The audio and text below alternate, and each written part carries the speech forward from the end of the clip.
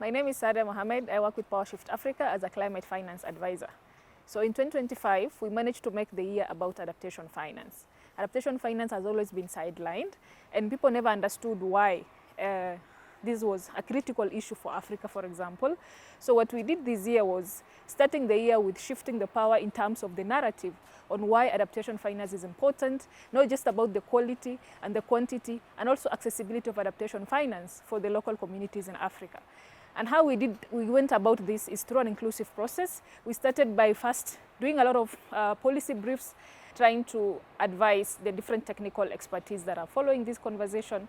And these briefs are really important in terms of providing that technical guidance on why adaptation finance is important, how we even link it to development needs of Africa. And one of the key success I will talk about is how some of these recommendations that we're making in these briefs really made it to the final declaration of the African Climate Summit.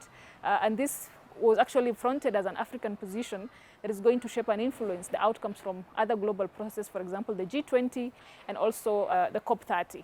And the issue around looking at adaptation as a one-off intervention or a project level of intervention, I think there's also a bit of shift in terms of now the idea looking at adaptation as a long-term programmatic approach that needs to be institutionalized within different economic and developmental strategies of African economies, and also bringing in the local financial institutions and the regional and the national financial institutions to also support adaptation that is mainstreamed in these different economic strategies.